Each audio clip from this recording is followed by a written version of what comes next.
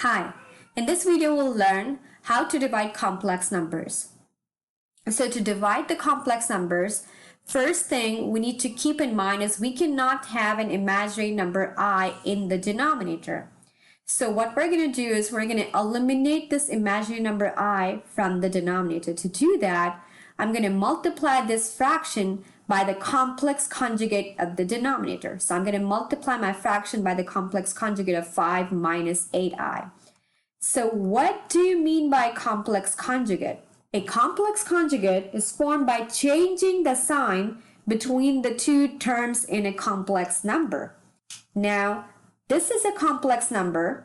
The complex conjugate of 5 minus 8i is going to be 5 plus 8i. All I did is I just changed the sign between these two terms. And now I'm going to multiply my fraction by this complex conjugate. So we're going to multiply the numerator and the denominator by the complex conjugate to balance our fraction. And we're going to put that inside the parentheses because we need to use the FOIL method to multiply these binomials. Now I'm going to multiply negative 3 with 5 first. So negative 3 times 5 is going to be negative 15. Then we're going to multiply negative 3 with positive 8i. So negative 3 times positive 8i is going to be negative 24i. I'm done multiplying negative 3 with the binomial. Now I'm going to multiply negative 9i with my binomial. So negative 9i times 5 is going to be negative 45i. Negative 9i times positive 8i is going to be negative 72i squared. All over. Now we're going to multiply 5 with the binomial. 5 times 5 is going to be 25. 5 times positive 8i is going to be 40i. And negative 8i times 5 is going to be negative 40i. And then negative 8i times positive 8i is going to be negative 64i squared. Notice that the middle two terms cancel out each other. They add up to 0, so they're gone. And now what we're going to do is we're going to combine the like terms. So I see that negative 24i and negative 45i, these are the like terms. I can combine these terms. So this is going to be negative 15. And then negative 24i minus 45i is going to be negative 69i. And then I have minus 72i squared. Divided by 25 minus 64i squared. Now we know that I is equal to square root of negative 1.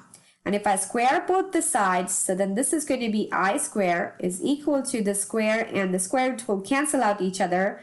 And I got negative 1 here. Now I know that I squared is negative 1.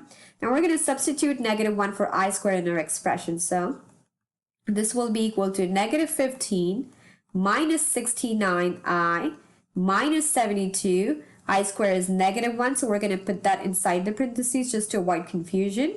And this is going to be 25 minus 64. Again, I'll replace my I squared with negative 1. Now we're going to simplify this. This will be equal to negative 15 minus 69i, and then negative 72 times negative 1 is going to be positive 72, divided by 25. Negative 64 times negative 1 is going to be positive 64. So now we're going to combine the like terms again. Negative 15 plus 72 will be equal to 57. So this is going to be 57 minus 69i over 25 plus 64 will give me 89. Now we're going to divide 89 with both the terms. So this is going to be 57 over 89 minus 69 over 89, and then we have an I along with it.